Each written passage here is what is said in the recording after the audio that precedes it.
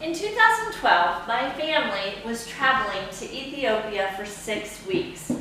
My kids were 2, 5, and 8. My husband and I had responsibilities all day long, and so we needed to take a babysitter with us to take care of the kids. I asked my friend Holly. She was a good friend, and I knew this was a great opportunity for her. She had always wanted to go to Ethiopia. She had graduated from university and already secured her teaching position for the fall. And my kids loved her because she had been babysitting for us for the last 4 years. So this was perfect. Holly can come with us. We're ready to go. When I told Holly this is what she could do for the summer, she said no. And I was shocked because this seemed like the perfect decision for her. She didn't have any other responsibilities. She wanted to go to Ethiopia. She loved my family. And honestly, I thought she was kind of being a wuss, kind of not really taking things easy instead of challenging herself to do something new. And I told her that. And that wasn't a good idea because it hurt her feelings. And it caused a rift in our friendship. And I could not persuade her to come with us to Ethiopia. As you think about persuasion, I think the people who are persuasive right now are the influencers we see on social media. Does anybody like following influencers? Any of the influencers? A little bit, maybe some of you. Who's your favorite? Life learning. Okay, and why? She's so bright, even though she has 5 kids. Okay, all right. Somebody in the back, raise their hand. Oh, Tom? I follow you, but you don't post very often. I don't post very often. I'm not sure if I would consider myself an influencer in that arena. Anybody else? Lingua Marina.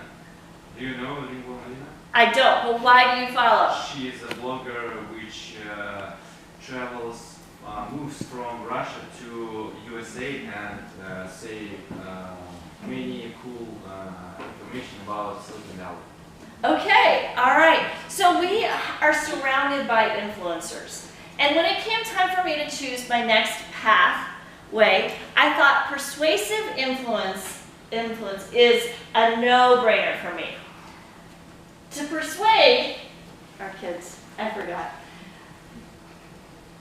Persuasive means to cause someone to do something through reasoning or argument.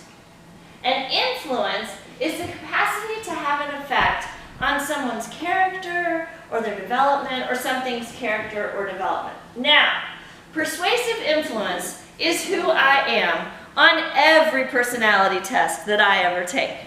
When in America, different teams and organizations will give their employees personality tests so that we can learn how to work together well.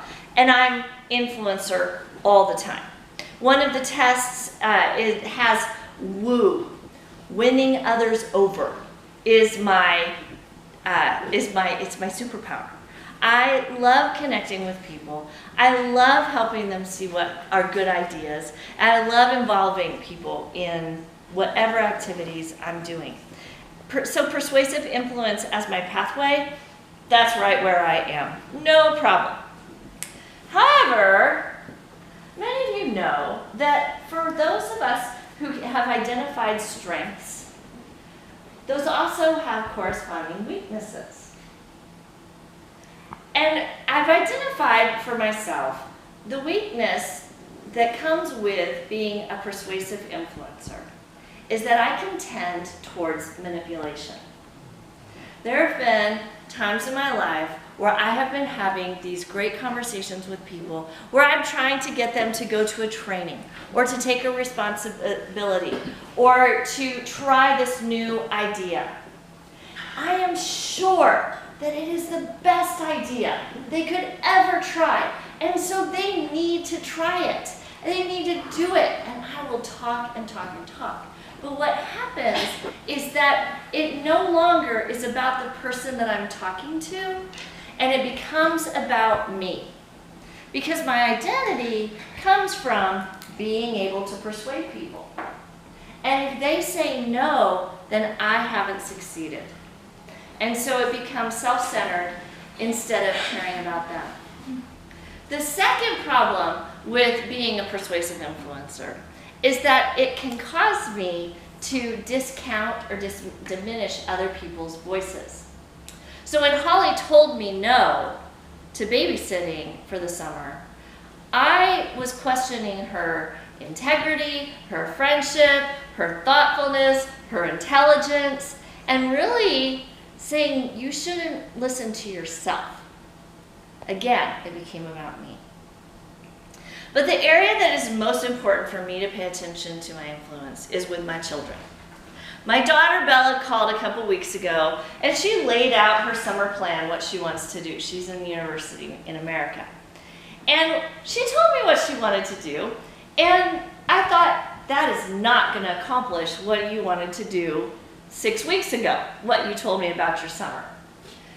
And I wanted to say, this isn't what you should be doing.